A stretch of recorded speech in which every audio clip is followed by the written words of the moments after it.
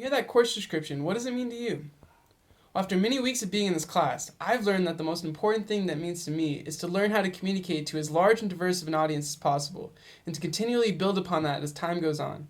One concept from this course that really stuck out with me was the idea that you need to immerse yourself in foreign cultures if you want to be an effective communicator, online or otherwise. Which, as you can see, I've taken quite literally.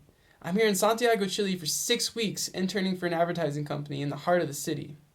Today I'm going to give you an overview of what I've learned about this place so that maybe you can learn about a culture completely foreign to your own.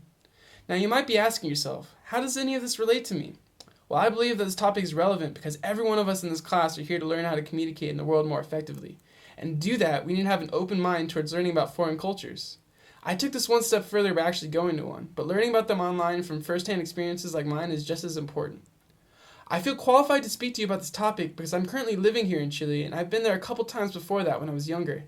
I think that if you're going to learn about a culture, it's important to learn from someone with first-hand knowledge. To start with, I plan on giving you an idea of the recent history of this place, the state of the economy, and finish off with what I learned about the culture here.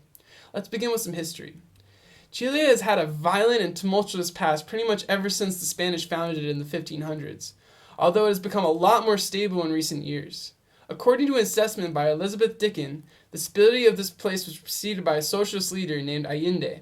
He was elected in 1973 and his goal was to turn the country socialist and redistribute the wealth amongst the people. This does not sit well with America though, which was at the height of the Cold War and deathly afraid of communism expanding to Latin America.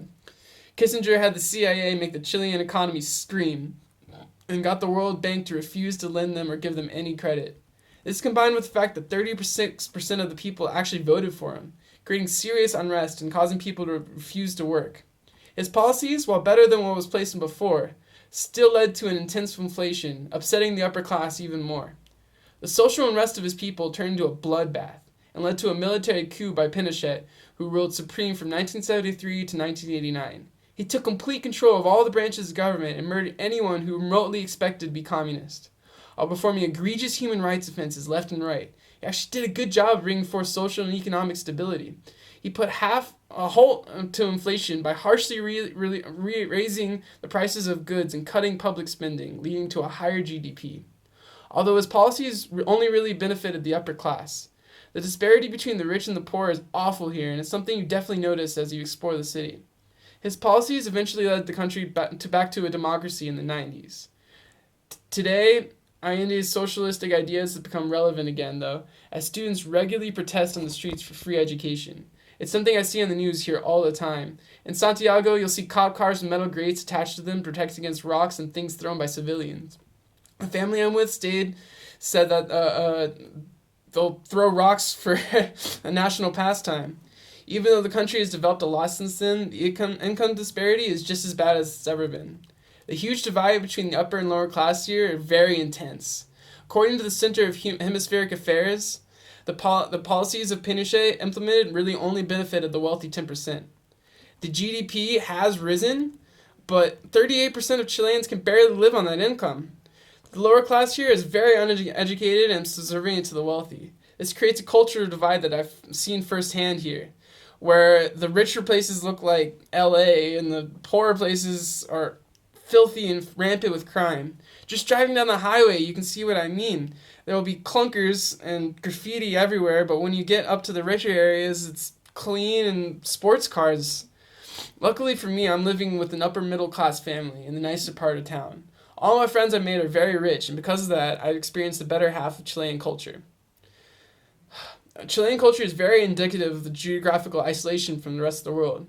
Chile is very unique because it's very hard to get to until very recently. They are protected by a desert in the north, a mountain range along the western border, and the ocean to the east. This isolation has caused everything from their language, their food, and the way they do things to be vastly different from anywhere else in Latin America. Their language has so much slang and it's spoken so fast, it's almost incomprehensible to the rest of the Latin world, which sadly makes it impossible for me to learn. You learn about this in Chileno. Chilean food is something that I found to be very interesting and delicious. Its large coastline and Europeans that migrate there are influenced it heavily. According to USA Today, the food is like a melting pot of different styles, but to me it's more delicious because everything is fresh and unprocessed. The music taste here is very influenced by rock and electronic music, like America. And there are folk influences, but nobody listens to it. Spending time here has definitely been an interesting experience to say the least, and I feel that the knowledge I provided you could be used towards your own quest to communicate more effectively. Now, I hope this knowledge of a culture completely different from your own has given you insight and respect for a place that most likely never have been to before. You now have a good overview of Chilean culture, history, and the current state of its economy. I'm doing something right now that I hope every one of you in this class get to do one day. Living in a culture so fundamentally different than your own has a way of humbling you and gives you a whole new type of respect for people that are completely unlike anyone you've ever met before. I hope this speech inspires you a little bit, if not to travel, at least to read up on cultures that you know nothing about. You never know when that knowledge might come in handy.